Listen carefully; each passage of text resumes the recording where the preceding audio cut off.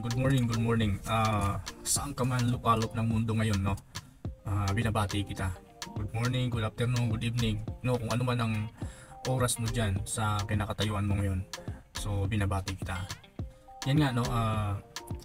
Yung ating quote for the day, sabi dito, the best way to forget the past is to build new memories. So, tama naman talaga, no? Alam natin, mahirap kalimutan ang nakaraan.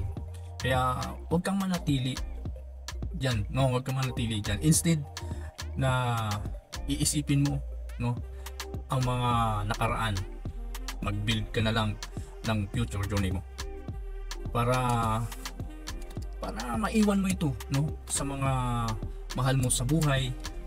Sa totoo lang, no, kaya mahirap ka ngayon dahil nung malakas ka pa, no, malakas ka, hindi ka nakapag-build ng yaman mo.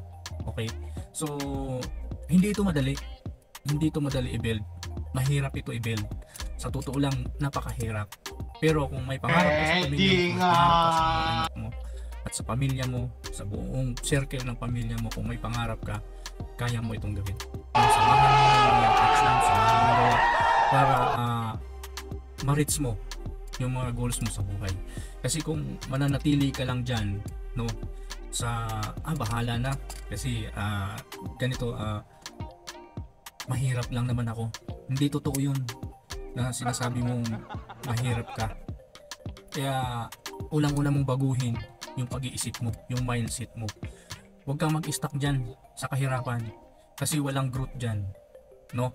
Alamin mo yung mga bagay na pwedeng makatulong sa'yo at makakapagbigay sa'yo ng abundance, no, pagdating ng panahon.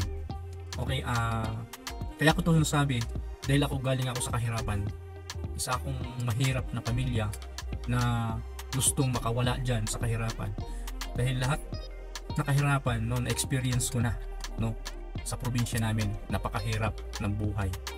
Kaya wag mo nang iparanas ito sa mga new generation, sa magiging anak mo, sa magiging apo mo. Kasi at the end of the day, no, sila din magsasuffer. Kumbaga parang ipapasa mo lang yung kahirapan. Ang magandang ipasa yung kaginhawaan, no, kayamanan, yung may nabuild ka na kayamanan na may iwan mo doon sa mga kapwa-puhan mo. Like Henry C. So, yun, dapat yung mindset natin. In this 2024, no, yun sana ang magiging mindset natin. So, good luck sa iyo, kabayan, no? Gawin mo kung mayroon kang panahon, mag-attend ka sa aming mga pre-webinar.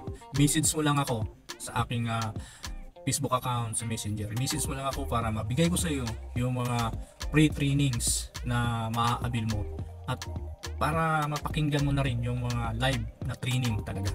Okay? Walang bayad dyan. Kasi kung mag-attend ka ng mga training sa labas, magbabayad ka ng mga katakot-takot na babayaran mo. Dito sa amin, sa IMG, is free mo lang ito, mapapakinggan yung mga training. Okay, so message ka na, huwag ka nang dalawang isip pa. No, walang bayad magtanong. Okay? So, good luck sa iyo, kabayan.